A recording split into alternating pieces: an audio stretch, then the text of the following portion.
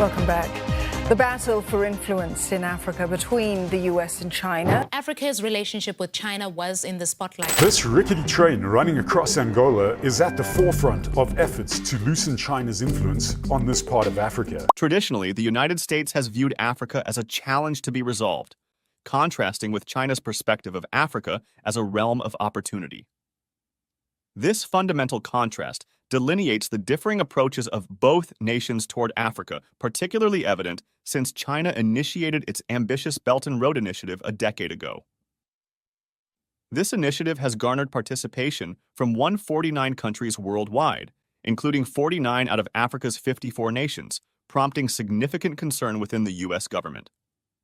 Africa, renowned for its abundant wealth and valuable resources, has historically attracted strategic interest from the United States, primarily focused on resource extraction rather than fostering the continent's sustainable development. In this video, we aim to spotlight the errors made by the U.S. and elucidate why numerous African nations are increasingly turning to China for future prospects. Furthermore, we will showcase some pioneering Belt and Road projects initiated by China that have reshaped Africa's trajectory. For many Africans, their perception of China has evolved due to tangible outcomes witnessed across the continent. Extensive infrastructure developments, including 100,000 kilometers of roads, 10,000 kilometers of railway lines, over 1,000 bridges, 100 ports, and numerous hospitals and schools. These transformative projects instill hope in future generations and offer pathways to a higher quality of life. Conversely, the U.S. government's predominant approach entails admonishing African leaders about the perils of engaging with China in a bid to reverse the trend of Chinese investments in Africa. However, this strategy lacks respect for African nations, presuming that their leaders are incapable of making informed decisions for their country's welfare. As Musa Faki Mahamat, the president of the African Union, recently articulated, African voices often go unheard or receive inadequate attention. This underscores the desire for equitable engagement and collaboration with all nations, without external interference dictating alliances. 2 decades ago, the U.S. held sway over African trade, while China's presence was minimal. Yet China swiftly maneuvered to capture market share by embarking on its own initiatives, surpassing the U.S. in trade volume with Africa by a significant margin in 2022. Notably, a recent poll revealed that 77% of African youth regard China as their country's most crucial partner for future success. America's decline in influence in Africa can be attributed to a singular misstep: its tendency to disregard smaller, developing nations. While China engages with Africa on an individual country basis, respecting each nation's unique concerns and requirements, the U.S. often adopts a blanket approach, failing to address the nuances of each nation's situation. This lack of respect inherent in U.S. foreign policy is a pressing issue, as highlighted by a Zimbabwean diplomat's testimony. In December of last year, Joe Biden convened 49 African heads of state in Washington, D.C. for the U.S.-Africa Leader Summit. Once again, the primary aim of the summit was to persuade African leaders that the United States offers superior trade partnerships compared to China. However, the recurring flaw in American strategy became evident.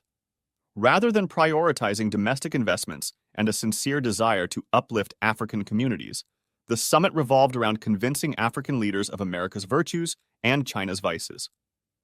Consequently, this approach left many Africans with little confidence in moving forward. Once more, the U.S. government dictated the agenda and policies, instructing African leaders to align with America's plan without heeding their individual needs. This lack of genuine engagement raises doubts about the potential for meaningful change. Regrettably, the U.S.-Africa Summit proved to be a futile endeavor, unlikely to yield any significant alterations.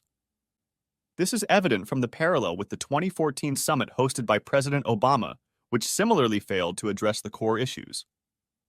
Despite 8 years passing, the U.S. still struggles to treat African nations with the respect they deserve.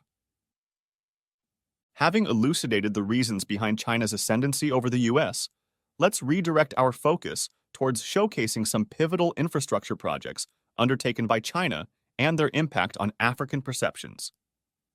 One notable project is the Addis Ababa-Djibouti Railway, spanning 760 kilometers to connect the capitals of Ethiopia and Djibouti.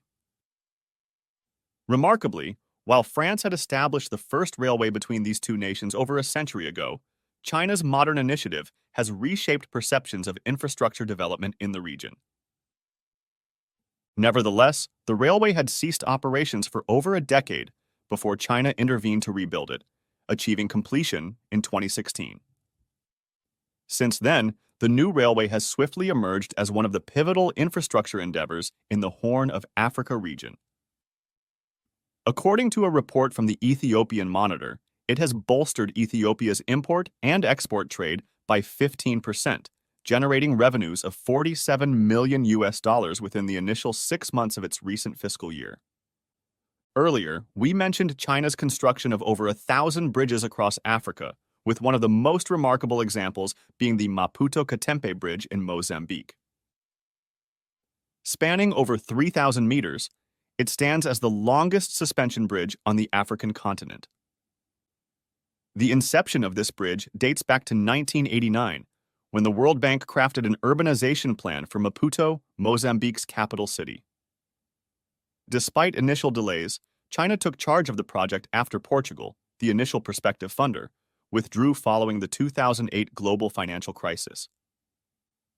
China commenced construction in 2014 and completed the bridge in 2018 at a cost of $726 million, immediately benefiting the 2.5 million residents residing in its vicinity.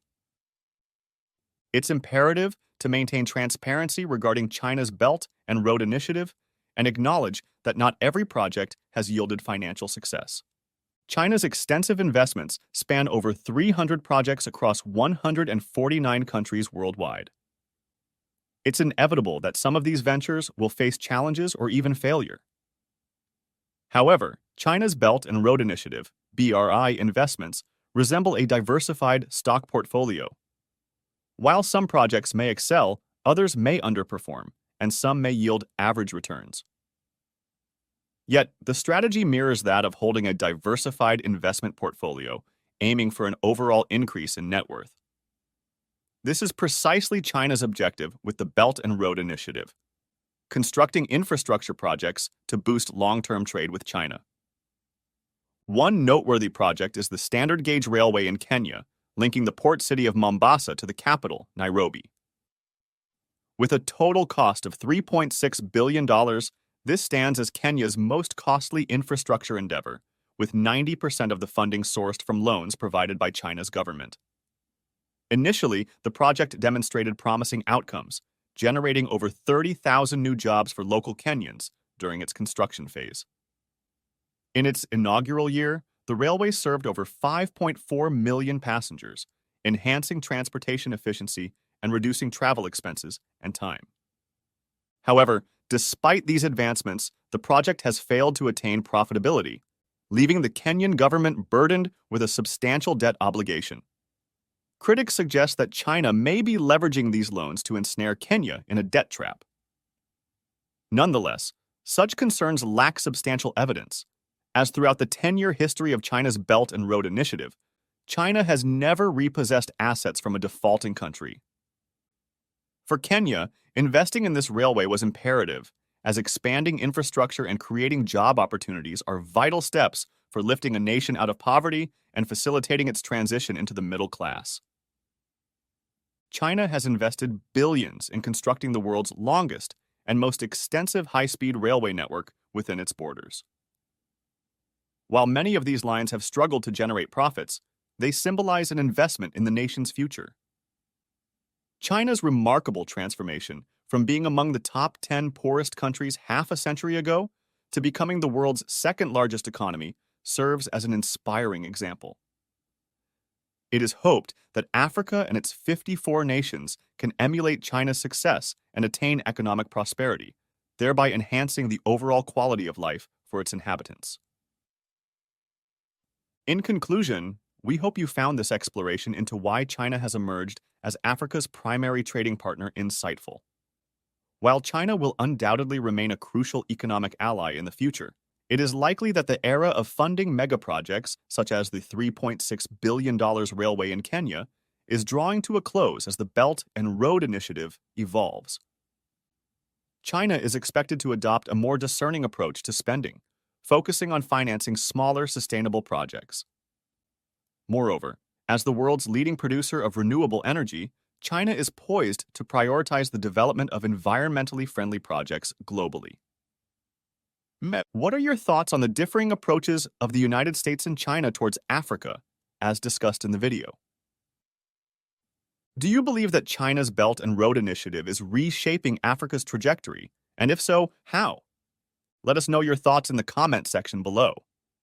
Do you want to watch more videos like this one? If yes, please like and share the video, and subscribe to get exclusive videos about how phenomenally China is developing and growing its influence over the world. Until the next video, stay tuned.